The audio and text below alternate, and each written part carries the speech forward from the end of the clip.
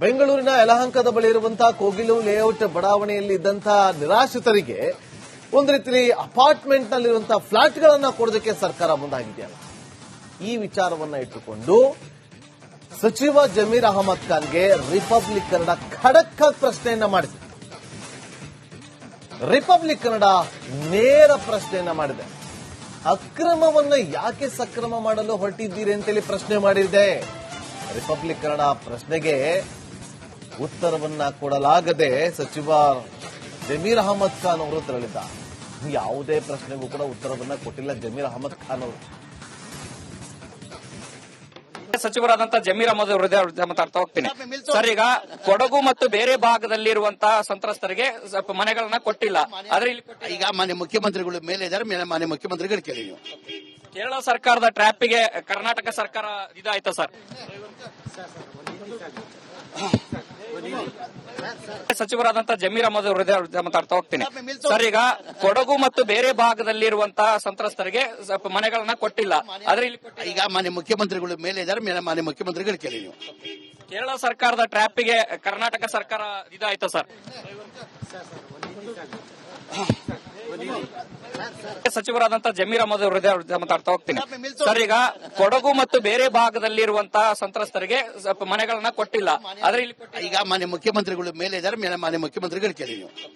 ಕೇರಳ ಸರ್ಕಾರದ ಟ್ರ್ಯಾಪಿಗೆ ಕರ್ನಾಟಕ ಸರ್ಕಾರ ಇದಾಯ್ತಾ ಸರ್?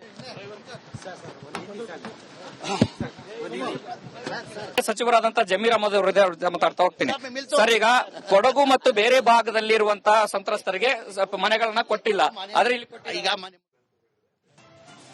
ನೋಡಿ, ಅಕ್ರಮ ಸಕ್ರಮ ಯಾರು ಮಾಡ್ತಿದ್ದಾರೆ, ಯಾವ ಕಾರಣಕ್ಕೋಸ್ಕರ ಮಾಡ್ತಿದ್ದಾರೆ, ಇವರ ಅಜೆಂಡಾ ಏನು, ಇವರ ಉದ್ದೇಶ ಏನು ಎಲ್ಲವೂ ಕೂಡ ಗೊತ್ತಿದೆ. ಕೇರಳದವರು ಹೇಳಿದ್ರು ಕಾಂಗ್ರೆಸ್ನವರು ಮುಸ್ಲಿಂ ವಿರೋಧಿಗಳು ಅಂತ ಹೇಳಿ, ಅದನ್ನ ಬಿಂಬಿಸೋದಕ್ಕೆ ಮುಂದಾದ್ರು. ಇಲ್ಲ ಇಲ್ಲ ಇಲ್ಲ ನಾವು ಮುಸ್ಲಿಂ ಪರವಾಗಿದ್ದೀವಿ ಅಂತೇಳಿ ಇವತ್ತು ಕಾಂಗ್ರೆಸ್ ಸರ್ಕಾರ ತೋರಿಸ್ಕೊಳ್ಳೋಕೆ ಮುಂದಾಗ್ತಾ ಇದೆ. ಇದು ಸ್ಪಷ್ಟ ಉತ್ತರವನ್ನ ಕೊಡಿ. ಯಾಕೆ ಮುಖ್ಯಮಂತ್ರಿಗಳ ಮೇಲೆ ಯಾಕೆ ಹಾಕ್ತೀರಾ? ಮುಖ್ಯಮಂತ್ರಿಗಳು ಬಂದಿದ್ರು ಅಲ್ಲಿ ನಿನ್ನೆ. ಜಮೀರ್ ಅಹಮದ್ ಖಾನ್ ಅವರೇ ದುಡ್ಬಿಡು ಅಂತ ಓಡೋದ್ರಿ ಅಲ್ಲಿಗೆ, ಎಲ್ಲರಿಗೂ ಸಿಗ್ನಲ್ ಕೊಟ್ರಿ, ನಾವು ಗುಡ್ ನ್ಯೂಸ್ ಕೊಡ್ತೀವಿ ಅಂತ ಹೇಳಿದ್ ನೀವು. ಸಿದ್ದರಾಮಯ್ಯ ಅವರಲ್ಲ, ವಸತಿ ಇಲಾಖೆ ಸಚಿವರಾಗಿರೋದು ನೀವು ಉತ್ತರ ಕೊಡಬೇಕು. ನಿಮ್ ಹುಡುಕ್ ಬಂದಾಗ ಸಿದ್ದರಾಮಯ್ಯ ಕಡೆ ಬೆಟ್ ಮಾಡಿ ತೋರಿಸ್ತೀರಿ ನೀವು. ಕೊಡಿ ನೀವು. ಅಲ್ಲಿ ಕೊಡಗು ಇವತ್ತು ಅಲ್ಲಿ ನಿರಾಶ್ರಿತರಿದ್ದಾರೆ, ಚಿಕ್ಕಮಂಗ್ಳೂರಲ್ಲಿದ್ದಾರೆ. ನಿಮ್ಗೆ ಮೊನ್ನೆ ಮಂಗಳೂರಲ್ಲಿ ಆಯ್ತಲ್ಲ ಇನ್ಸಿಡೆಂಟ್, ಅವರ ಆ ಮಹಿಳೆಗೆ ಇನ್ನೂ ಒಂದು ಪರಿಹಾರ ಸಿಕ್ಕಿಲ್ಲ. ಇಬ್ರು ಮಕ್ಕಳನ್ನ ಕಳ್ಕೊಂಡ್ಲ ಆ ಮಹಿಳೆ. ಓಲೈಕೆ ರಾಜಕಾರಣ ಮಾಡಕ್ ಬರ್ತಾರೆ. ಮತ್ತಷ್ಟು ಮಾಹಿತಿಯನ್ನ ಕೊಡೋದಕ್ಕೆ ನಮ್ಮ ಪ್ರತಿನಿಧಿ ಹನುಮಂತು ನೇರ ಸಂಪರ್ಕದಲ್ಲಿ ಜಾಯ್ನ್ ಆಗಿದ್ರೆ. ಹನುಮಂತು, ನೇರವಾದಂತ ಪ್ರಶ್ನೆ ಕೇಳಿದ್ರೆ ಅವರು ನೇರವಾದಂತ ಉತ್ತರವನ್ನ ಕೊಡಬೇಕು. ಅದು ಬಿಟ್ಟು ಸಿದ್ದರಾಮಯ್ಯ ಬಳಿ ಬೊಟ್ಟು ಮಾಡಿ ತೋರಿಸ್ತಾರಲ್ಲ ಜಮೀರ್ ಅಹಮದ್ ಖಾನ್ ಅವರು, ಯಾಕೆ ಉತ್ತರವನ್ನ ಕೊಡೋದಕ್ಕೆ ಹಿಂದೇಟು? ಇಲ್ಲಿ ಇವರು ಅಕ್ರಮವನ್ನ ಸಕ್ರಮ ಮಾಡ್ತಿರೋದು ಸ್ಪಷ್ಟವಾಗಿ ಗೊತ್ತಾಗ್ತಾ ಇದೆ. ಹನುಮಂತು, ಖಂಡಿತ ನಾಗೇಂದ್ರ ಬಾಬು, ಇಲ್ಲಿ ಸರ್ಕಾರವೇ ರಚನೆ ಮಾಡಿದಂತಹ ಸರ್ಕಾರದ ತನ್ನ ನಿಯಮಕ್ಕೆ ತಾನು ಬದ್ಧವಾಗಿ ನಿಲ್ಲಲಿಕ್ಕೆ ಎಲ್ಲೋ ಒಂದು ಕಡೆಗೆ ಆಗ್ಲಿಲ್ಲ ಅನ್ನುವಂಥದ್ದು ಬಹಳ ಸ್ಪಷ್ಟವಾಗಿ ಗೊತ್ತಾಗತ್ತೆ. ಇಲ್ಲಿ AICC general secretary KC. Venugopal ಅವರ ಸೂಚನೆಯ ಮೇರೆಗೆ ಇದು ಪಾಲನೆ ಆಗ್ತಾ ಇದೆ. ಅವರ ಸೂಚನೆ ಪಾಲನೆ ಒಂದು ಕಡೆಗೆ, ಮತ್ತೊಂದು ಕಡೆಗೆ ಕೇರಳ ಚುನಾವಣೆಯಲ್ಲಿ ಮುಸ್ಲಿಂ ಸಮುದಾಯದ ಮತ ಬ್ಯಾಂಕವನ್ನ ಭದ್ರಪಡಿಸಿಕೊಳ್ಳುವಂತ ಲೆಕ್ಕಾಚಾರದಲ್ಲಿ ಎಲ್ಡಿಎಫ್ ಮತ್ತು ಯುಡಿಎಫ್ ನಡುವೆ ನೇರವಾದಂತಹ ಹಣಾಹಣಿ ನಡೀತಾ ಇದೆ. ಆ ಒಂದು ಹಣಾಹಣಿಯ ಹಿನ್ನೆಲೆಯಲ್ಲಿ ಕೇರಳದ ಮುಖ್ಯಮಂತ್ರಿಯಾದಂತಹ ಪಿಣರಾಯಿ ವಿಜಯನ್ ಅವರು ಎಳೆದಿರುವಂತಹ ರಾಜಕೀಯ ಲೆಕ್ಕಾಚಾರದ ದಾಳ ಏನಿದೆ, ಆ ದಾಳಕ್ಕೆ ಇಲ್ಲಿ ಕರ್ನಾಟಕ ಕಾಂಗ್ರೆಸ್ ನಾಯಕರು ಟ್ರ್ಯಾಪ್ ಆದ್ರು. ಅದರಲ್ಲಿ ಕಾಂಗ್ರೆಸ್ ಹೈಕಮಾಂಡ್ ಕೂಡ ಟ್ರ್ಯಾಪ್ ಆಯ್ತು ಅಂತಂದು ಹೇಳಿದ್ರೆ ತಪ್ಪಾಗ್ಲಿಕ್ಕಿಲ್ಲ. ಯಾಕೆ ಅಂತಂದ ಹೇಳಿದ್ರೆ ಕೆ.ಸಿ. ವೇಣುಗೋಪಾಲ್ ಅವರು ಕೇರಳದ ಮೂಲದವರು ಆಗಿರುವಂತ ಕಾರಣಕ್ಕಾಗಿ ಮತ್ತು ಅಲ್ಲಿ ಈ ಬಾರಿ ಪ್ರಬಲವಾದಂತಹ ಆಕಾಂಕ್ಷಿ ಮುಖ್ಯಮಂತ್ರಿ ಸ್ಥಾನಕ್ಕೆ ಏರಬೇಕಾದಂತಹ ಲೆಕ್ಕಾಚಾರದಲ್ಲಿ ಕೆ.ಸಿ. ವೇಣುಗೋಪಾಲ್ ಅವರು ಕೂಡ ಇದ್ದಾರೆ ಅನ್ನುವಂತ ಚರ್ಚೆ ರಾಜಕೀಯ ವಲಯದಲ್ಲಿ ನಡೀತಾ ಇರುವಂತಹ ಹಿನ್ನೆಲೆಯಲ್ಲಿ ಇಲ್ಲಿ ಕರ್ನಾಟಕದಲ್ಲಿ ಅವರ ಸೂಚನೆಯನ್ನ ಪಾಲನೆ ಮಾಡುವಂತ ಅನಿವಾರ್ಯತೆ ಇಕ್ಕಟ್ಟಿನ ಸಂದರ್ಭದಲ್ಲಿ ಇಕ್ಕಟ್ಟಿಗೆ ಕಾಣಿಸ್ತಾ ಇರುವಂತದ್ದು. ಆದ್ರೆ ಇಲ್ಲಿ ಪ್ರಶ್ನೆ ಇರುವಂತದ್ದು ಏನಂತಂದ ಹೇಳಿದ್ರೆ, ಕರ್ನಾಟಕದಲ್ಲಿ ಇರುವಂತಹ ನಿರಾಶ್ರಿತರಿಗೆ ಈ ಕ್ಷಣಕ್ಕೂ ಕೂಡ ಮನೆಗಳನ್ನ ಕೊಡ್ಲಿಕ್ಕೆ ಆಗಿಲ್ಲ. ಸಂಪೂರ್ಣವಾಗಿ ಮನೆ ಕೊಡ್ಲಿಕ್ಕೆ ಆಗ್ತಾ ಇಲ್ಲ. ನಾವು ಮನೆಗಳನ್ನ ಕೊಡ್ತಾ ಇದೀವಿ, ಬಡವರಿಗಾಗಿ ಮನೆ ಕಟ್ತಾ ಇದೀವಿ ಅನ್ನೋಂತ ಮಾತನ್ನ ಸ್ವತಃ ಸಚಿವ ಜಮೀರ್ ಅಹಮದ್ ಅವರು ಕೂಡ ಹೇಳ್ಬಹುದು. ಆದ್ರೆ ಇನ್ನ ಆರ್ ಕನ್ನಡದವರು ನೇರವಾಗಿ ಪ್ರಶ್ನೆ ಮಾಡಿದಂತ ಸಂದರ್ಭದಲ್ಲಿ ಮುಖ್ಯಮಂತ್ರಿಗಳ ಮೇಲೆ ಹಾಕುವಂತ ಪ್ರಸಂಗವನ್ನ, ಮುಖ್ಯಮಂತ್ರಿಗಳ ಮೇಲೆ ಹೇಳುವಂತ ಕೆಲಸವನ್ನ ಜಮೀರ್ ಅಹಮದ್ ಅವರು ಮಾಡಿದ್ರು. ಮತ್ತೊಂದು ಕಡೆಗೆ ಸಿದ್ದರಾಮಯ್ಯನವರೇ ಸೂಚನೆಯನ್ನ ಕೊಟ್ಟಿದ್ದಾರೆ. ಅವರ ಸೂಚನೆ ಪ್ರಕಾರ ಸಿಎಂ ಆಗಿರ್ಬೋದು, ಡಿಸಿಎಂ ಆಗಿರಬಹುದು, ಇಬ್ರು ಕೂಡ ಸೂಚನೆ ಕೊಟ್ಟಿರುವಂತಹ ಹಿನ್ನೆಲೆಯಲ್ಲಿ ಅವರಿಗೆ ಪರ್ಯಾಯ ವ್ಯವಸ್ಥೆಯನ್ನ ಮಾಡಿದೀವಿ ಅನ್ನೋ ಮಾತುಗಳನ್ನ ಹೇಳಿದ್ದಾರೆ. ಇಲ್ಲಿ ಕ್ಲಿಯರ್ ಕಟ್ ಅಂಡ್ ಕ್ಲಿಯರ್ ಆಗಿರುವಂತದ್ದು ಏನಂತ ಹೇಳಿದ್ರೆ, ಒಂದು ಕಡೆಗೆ ಕಾಂಗ್ರೆಸ್ನ ಹೈಕಮಾಂಡ್ ಸೂಚನೆಯನ್ನ ಪಾಲನೆ ಮಾಡಬೇಕು, ಮತ್ತೊಂದು ಕಡೆಗೆ ಕಾನೂನನ್ನ ರಕ್ಷಣೆಯನ್ನ ಮಾಡಬೇಕಾಗಿತ್ತು. ಈಗ ಕಾನೂನನ್ನ ಸ್ವತಃ ಸರ್ಕಾರವೇ ಉಲ್ಲಂಘನೆ ಮಾಡಿದೆ.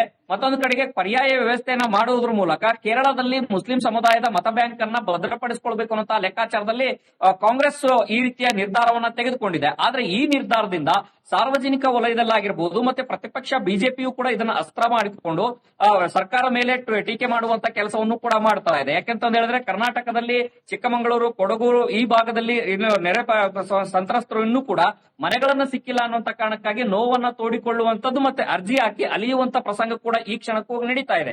ದಿನನಿತ್ಯವೂ ಕೂಡ ಅರ್ಜಿ ಹಾಕಿ ಮನೆ ಅಲಿಯುವಂತ ಜನರಿಗೆ ಇನ್ನೂ ಕೂಡ ಸರ್ಕಾರ ಯಾವುದೇ ರೀತಿಯ ವ್ಯವಸ್ಥೆ ಮಾಡಿಲ್ಲ.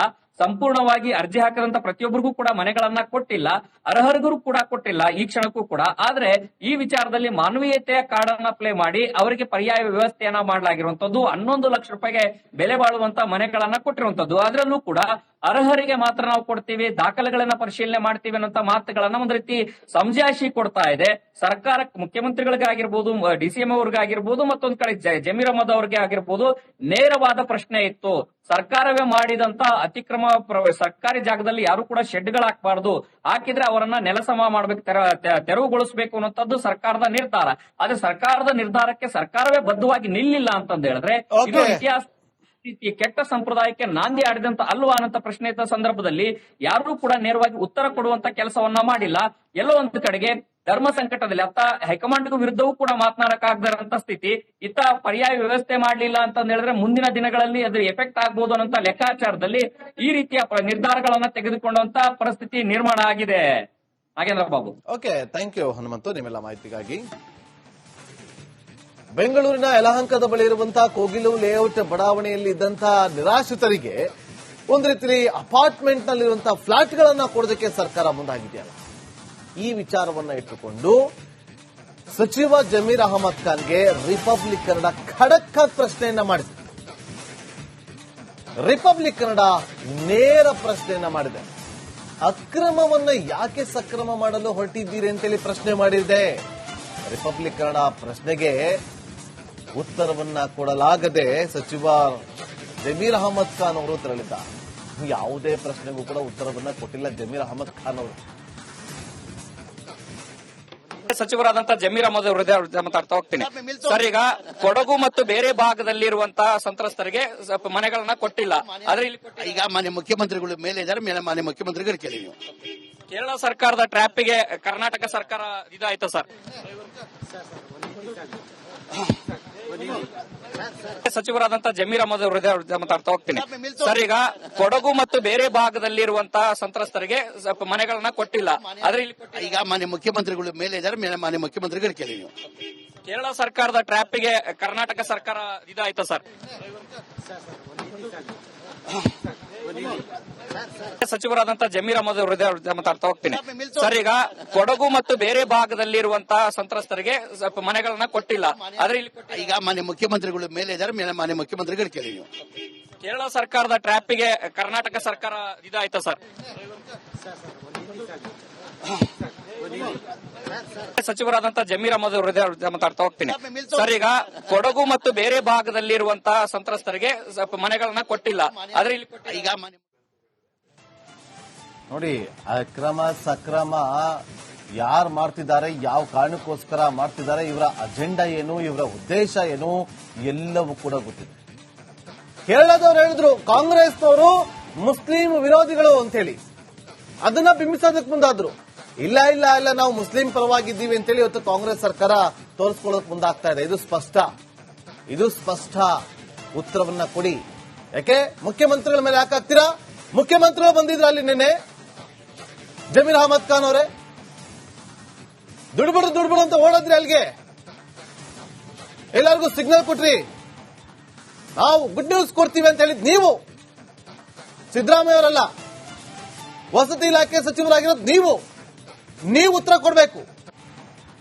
ನಿಮ್ ಹುಡುಕ್ ಬಂದಾಗ ಸಿದ್ದರಾಮಯ್ಯ ಕಡೆ ಬೆಟ್ ಮಾಡಿ ತೋರಿಸ್ತೀರಿ ನೀವು. ಕೊಡಿ ನೀವು ಅಲ್ಲಿ ಕೊಡಗು ಇವತ್ತು ಅಲ್ಲಿ ನಿರಾಶ್ರಿತರಿದ್ದಾರೆ, ಚಿಕ್ಕಮಂಗ್ಳೂರಲ್ಲಿದ್ದಾರೆ. ನಿಮ್ಗೆ ಮೊನ್ನೆ ಮಂಗಳೂರಲ್ಲಿ ಆಯ್ತಲ್ಲ ಇನ್ಸಿಡೆಂಟ್, ಅವರ ಆ ಮಹಿಳೆಗೆ ಇನ್ನೂ ಒಂದು ಪರಿಹಾರ ಸಿಕ್ಕಿಲ್ಲ. ಇಬ್ರು ಮಕ್ಕಳನ್ನ ಕಳ್ಕೊಂಡ್ಲ ಆ ಮಹಿಳೆ. ಓಲೈಕೆ ರಾಜಕಾರಣ ಮಾಡಕ್ ಬರ್ತಾರೆ. ಮತ್ತಷ್ಟು ಮಾಹಿತಿಯನ್ನು ಕೊಡೋದಕ್ಕೆ ನಮ್ಮ ಪ್ರತಿನಿಧಿ ಹನುಮಂತು ನೇರ ಸಂಪರ್ಕದಲ್ಲಿ ಜಾಯ್ನ್ ಆಗಿದ್ರೆ. ಹನುಮಂತು, ನೇರವಾದಂತ ಪ್ರಶ್ನೆ ಕೇಳಿದ್ರೆ ಅವರು ನೇರವಾದಂತ ಉತ್ತರವನ್ನ ಕೊಡಬೇಕು. ಅದು ಬಿಟ್ಟು ಸಿದ್ದರಾಮಯ್ಯ ಬಡಿ ಬೊಟ್ಟು ಮಾಡಿ ತೋರಿಸ್ತಾರಲ್ಲ ಜಮೀರ್ ಅಹಮದ್ ಖಾನ್ ಅವರು, ಯಾಕೆ ಉತ್ತರವನ್ನ ಕೊಡೋದಕ್ಕೆ ಹಿಂದೇಟು? ಇಲ್ಲಿ ಇವರು ಅಕ್ರಮವನ್ನ ಸಕ್ರಮ ಮಾಡ್ತಿರೋದು ಸ್ಪಷ್ಟವಾಗಿ ಗೊತ್ತಾಗ್ತಾ ಇದೆ ಹನುಮಂತು. ಖಂಡಿತ ನಾಗೇಂದ್ರ ಬಾಬು, ಇಲ್ಲಿ ಸರ್ಕಾರವೇ ರಚನೆ ಮಾಡಿದಂತಹ ಕಾನೂನು ಸರ್ಕಾರದ ತನ್ನ ನಿಯಮಕ್ಕೆ ತಾನು ಬದ್ಧವಾಗಿ ನಿಲ್ಲಲಿಕ್ಕೆ ಎಲ್ಲೋ ಒಂದು ಕಡೆಗೆ ಆಗ್ಲಿಲ್ಲ ಅನ್ನುವಂಥದ್ದು ಬಹಳ ಸ್ಪಷ್ಟವಾಗಿ ಗೊತ್ತಾಗತ್ತೆ. ಇಲ್ಲಿ AICC general secretary KC. Venugopal ಅವರ ಸೂಚನೆಯ ಮೇರೆಗೆ ಇದು ಪಾಲನೆ ಆಗ್ತಾ ಇದೆ. ಅವರ ಸೂಚನೆ ಪಾಲನೆ ಒಂದು ಕಡೆಗೆ, ಮತ್ತೊಂದು ಕಡೆಗೆ ಕೇರಳ ಚುನಾವಣೆಯಲ್ಲಿ ಮುಸ್ಲಿಂ ಸಮುದಾಯದ ಮತ ಬ್ಯಾಂಕವನ್ನ ಭದ್ರಪಡಿಸಿಕೊಳ್ಳುವಂತ ಲೆಕ್ಕಾಚಾರದಲ್ಲಿ ಎಲ್ಡಿಎಫ್ ಮತ್ತು ಯುಡಿಎಫ್ ನಡುವೆ ನೇರಾನೇರವಾದಂತಹ ಹಣಾಹಣಿ ನಡೀತಾ ಇದೆ. ಆ ಒಂದು ಹಣಾಹಣಿಯ ಹಿನ್ನೆಲೆಯಲ್ಲಿ ಕೇರಳದ ಮುಖ್ಯಮಂತ್ರಿ ಆದಂತಹ ಪಿಣರಾಯಿ ವಿಜಯನ್ ಅವರು ಎಳೆದಿರುವಂತಹ ರಾಜಕೀಯ ಲೆಕ್ಕಾಚಾರದ ದಾಳ ಏನಿದೆ, ಆ ದಾಳಕ್ಕೆ ಇಲ್ಲಿ ಕರ್ನಾಟಕ ಕಾಂಗ್ರೆಸ್ ನಾಯಕರು ಟ್ರ್ಯಾಪ್ ಆದ್ರು. ಅದರಲ್ಲಿ ಕಾಂಗ್ರೆಸ್ ಹೈಕಮಾಂಡ್ ಕೂಡ ಟ್ರ್ಯಾಪ್ ಆಯ್ತು ಅಂತಂದು ಹೇಳಿದ್ರೆ ತಪ್ಪಾಗ್ಲಿಕ್ಕಿಲ್ಲ. ಯಾಕೆ ಅಂತಂದ ಹೇಳಿದ್ರೆ ಕೆ.ಸಿ. ವೇಣುಗೋಪಾಲ್ ಅವರು ಕೇರಳದ ಮೂಲದವರು ಆಗಿರುವಂತ ಕಾರಣಕ್ಕಾಗಿ ಮತ್ತು ಅಲ್ಲಿ ಈ ಬಾರಿ ಪ್ರಬಲವಾದಂತಹ ಆಕಾಂಕ್ಷಿ ಮುಖ್ಯಮಂತ್ರಿ ಸ್ಥಾನಕ್ಕೆ ಏರಬೇಕಾದಂತಹ ಲೆಕ್ಕಾಚಾರದಲ್ಲಿ ಕೆ.ಸಿ. ವೇಣುಗೋಪಾಲ್ ಅವರು ಕೂಡ ಇದ್ದಾರೆ ಅನ್ನುವಂತ ಚರ್ಚೆ ರಾಜಕೀಯ ವಲಯದಲ್ಲಿ ನಡೀತಾ ಇರುವಂತಹ ಹಿನ್ನೆಲೆಯಲ್ಲಿ ಇಲ್ಲಿ ಕರ್ನಾಟಕದಲ್ಲಿ ಅವರ ಸೂಚನೆಯನ್ನ ಪಾಲನೆ ಮಾಡುವಂತ ಅನಿವಾರ್ಯತೆ ಇಕ್ಕಟ್ಟಿನ ಸಂದರ್ಭದಲ್ಲಿ ಇಕ್ಕಟ್ಟಿಗೆ ಕಾಣಿಸ್ತಾ ಇರುವಂತದ್ದು. ಆದ್ರೆ ಇಲ್ಲಿ ಪ್ರಶ್ನೆ ಇರುವಂತದ್ದು ಏನಂತಂದ ಹೇಳಿದ್ರೆ, ಕರ್ನಾಟಕದಲ್ಲಿ ಇರುವಂತಹ ನಿರಾಶ್ರಿತರಿಗೆ ಈ ಕ್ಷಣಕ್ಕೂ ಕೂಡ ಮನೆಗಳನ್ನ ಕೊಡ್ಲಿಕ್ಕೆ ಆಗಿಲ್ಲ. ಸಂಪೂರ್ಣವಾಗಿ ಮನೆ ಕೊಡ್ಲಿಕ್ಕೆ ಆಗ್ತಾ ಇಲ್ಲ. ನಾವು ಮನೆಗಳನ್ನ ಕೊಡ್ತಾ ಇದೀವಿ, ಬಡವರಿಗಾಗಿ ಮನೆ ಕಟ್ತಾ ಇದೀವಿ ಅನ್ನೋಂತ ಮಾತನ್ನ ಸ್ವತಃ ಸಚಿವ ಜಮೀರ್ ಅಹಮದ್ ಅವರು ಕೂಡ ಹೇಳಬಹುದು. ಆದ್ರೆ ಇನ್ನ ಆರ್ ಕನ್ನಡದವರು ನೇರವಾಗಿ ಪ್ರಶ್ನೆ ಮಾಡಿದಂತ ಸಂದರ್ಭದಲ್ಲಿ ಮುಖ್ಯಮಂತ್ರಿಗಳ ಮೇಲೆ ಹಾಕುವಂತ ಪ್ರಸಂಗವನ್ನ, ಮುಖ್ಯಮಂತ್ರಿಗಳ ಮೇಲೆ ಹೇಳುವಂತ ಕೆಲಸವನ್ನ ಜಮೀರ್ ಅಹಮದ್ ಅವರು ಮಾಡಿದ್ರು. ಮತ್ತೊಂದು ಕಡೆಗೆ ಸಿದ್ದರಾಮಯ್ಯನವರೇ ಸೂಚನೆಯನ್ನ ಕೊಟ್ಟಿದ್ದಾರೆ. ಅವರ ಸೂಚನೆ ಪ್ರಕಾರ ಸಿಎಂ ಆಗಿರ್ಬೋದು, ಡಿಸಿಎಂ ಆಗಿರಬಹುದು, ಇಬ್ರು ಕೂಡ ಸೂಚನೆ ಕೊಟ್ಟಿರುವಂತಹ ಹಿನ್ನೆಲೆಯಲ್ಲಿ ಅವರಿಗೆ ಪರ್ಯಾಯ ವ್ಯವಸ್ಥೆಯನ್ನ ಮಾಡಿದೀವಿ ಅನ್ನೋ ಮಾತುಗಳನ್ನ ಹೇಳಿದ್ದಾರೆ. ಇಲ್ಲಿ ಕ್ಲಿಯರ್ ಕಟ್ ಅಂಡ್ ಕ್ಲಿಯರ್ ಆಗಿರುವಂತದ್ದು ಏನಂತ ಹೇಳಿದ್ರೆ, ಒಂದು ಕಡೆಗೆ ಕಾಂಗ್ರೆಸ್ನ ಹೈಕಮಾಂಡ್ ಸೂಚನೆಯನ್ನ ಪಾಲನೆ ಮಾಡಬೇಕು, ಮತ್ತೊಂದು ಕಡೆಗೆ ಕಾನೂನನ್ನ ರಕ್ಷಣೆಯನ್ನ ಮಾಡಬೇಕಾಗಿತ್ತು. ಈಗ ಕಾನೂನನ್ನ ಸ್ವತಃ ಸರ್ಕಾರವೇ ಉಲ್ಲಂಘನೆ ಮಾಡಿದೆ. ಮತ್ತೊಂದು ಕಡೆಗೆ ಪರ್ಯಾಯ ವ್ಯವಸ್ಥೆಯನ್ನ ಮಾಡುವುದರ ಮೂಲಕ ಕೇರಳದಲ್ಲಿ ಮುಸ್ಲಿಂ ಸಮುದಾಯದ ಮತ ಬ್ಯಾಂಕ್ ಅನ್ನ ಭದ್ರಪಡಿಸಿಕೊಳ್ಬೇಕು ಅನ್ನೋ ಲೆಕ್ಕಾಚಾರದಲ್ಲಿ ಕಾಂಗ್ರೆಸ್ ಈ ರೀತಿಯ ನಿರ್ಧಾರವನ್ನ ತೆಗೆದುಕೊಂಡಿದೆ. ಆದ್ರೆ ಈ ನಿರ್ಧಾರದಿಂದ ಸಾರ್ವಜನಿಕ ವಲಯದಲ್ಲಾಗಿರ್ಬೋದು ಮತ್ತೆ ಪ್ರತಿಪಕ್ಷ ಬಿಜೆಪಿಯು ಕೂಡ ಇದನ್ನ ಅಸ್ತ್ರ ಮಾಡಿಕೊಂಡು ಸರ್ಕಾರ ಮೇಲೆ ಟೀಕೆ ಮಾಡುವಂತ ಕೆಲಸವನ್ನು ಕೂಡ ಮಾಡ್ತಾ ಇದೆ. ಯಾಕೆಂತ ಹೇಳಿದ್ರೆ ಕರ್ನಾಟಕದಲ್ಲಿ ಚಿಕ್ಕಮಗಳೂರು, ಕೊಡಗು ಈ ಭಾಗದಲ್ಲಿ ನೆರೆ ಸಂತ್ರಸ್ತರು ಇನ್ನೂ ಕೂಡ ಮನೆಗಳನ್ನ ಸಿಕ್ಕಿಲ್ಲ ಅನ್ನುವಂತ ಕಾರಣಕ್ಕಾಗಿ ನೋವನ್ನ ತೋಡಿಕೊಳ್ಳುವಂತದ್ದು ಮತ್ತೆ ಅರ್ಜಿ ಹಾಕಿ ಅಲಿಯುವಂತ ಪ್ರಸಂಗ ಕೂಡ ಈ ಕ್ಷಣಕ್ಕೂ ನಡೀತಾ ಇದೆ. ದಿನನಿತ್ಯವೂ ಕೂಡ ಅರ್ಜಿ ಹಾಕಿ ಮನೆ ಅಲಿಯುವಂತ ಜನರಿಗೆ ಇನ್ನೂ ಕೂಡ ಸರ್ಕಾರ ಯಾವುದೇ ರೀತಿಯ ವ್ಯವಸ್ಥೆ ಮಾಡಿಲ್ಲ. ಸಂಪೂರ್ಣವಾಗಿ ಅರ್ಜಿ ಹಾಕಿದಂತ ಪ್ರತಿಯೊಬ್ಬರಿಗೂ ಕೂಡ ಮನೆಗಳನ್ನ ಕೊಟ್ಟಿಲ್ಲ, ಅರ್ಹರಿಗೂ ಕೂಡ ಕೊಟ್ಟಿಲ್ಲ ಈ ಕ್ಷಣಕ್ಕೂ ಕೂಡ. ಆದ್ರೆ ಈ ವಿಚಾರದಲ್ಲಿ ಮಾನವೀಯತೆಯ ಕಾರ್ಡನ್ನ ಪ್ಲೇ ಮಾಡಿ ಅವರಿಗೆ ಪರ್ಯಾಯ ವ್ಯವಸ್ಥೆಯನ್ನ ಮಾಡಲಾಗಿರುವಂತದ್ದು. 11 ಲಕ್ಷ ರೂಪಾಯಿಗೆ ಬೆಲೆ ಬಾಳುವಂತ ಮನೆಗಳನ್ನ ಕೊಟ್ಟಿರುವಂತದ್ದು. ಅದರಲ್ಲೂ ಕೂಡ ಅರ್ಹರಿಗೆ ಮಾತ್ರ ನಾವು ಕೊಡ್ತೀವಿ, ದಾಖಲೆಗಳನ್ನ ಪರಿಶೀಲನೆ ಮಾಡ್ತೀವಿ ಅನ್ನೋ ಮಾತುಗಳನ್ನ ಒಂದು ರೀತಿ ಸಮಜಾಯಿಷಿ ಕೊಡ್ತಾ ಇದೆ ಸರ್ಕಾರ. ಮುಖ್ಯಮಂತ್ರಿಗಳಿಗಾಗಿರ್ಬೋದು, ಡಿಸಿಎಂ ಅವ್ರಿಗಾಗಿರ್ಬೋದು, ಮತ್ತೊಂದು ಕಡೆ ಜಮೀರ್ ಅಹಮದ್ ಅವ್ರಿಗೆ ಆಗಿರ್ಬೋದು, ನೇರವಾದ ಪ್ರಶ್ನೆ ಇತ್ತು. ಸರ್ಕಾರವೇ ಮಾಡಿದಂತ ಅತಿಕ್ರಮ ಸರ್ಕಾರಿ ಜಾಗದಲ್ಲಿ ಯಾರು ಕೂಡ ಶೆಡ್ಗಳು ಹಾಕಬಾರದು, ಹಾಕಿದ್ರೆ ಅವರನ್ನ ನೆಲಸಮ ಮಾಡ್ಬೇಕು, ತೆರವುಗೊಳಿಸಬೇಕು ಅನ್ನೋಂಥದ್ದು ಸರ್ಕಾರದ ನಿರ್ಧಾರ.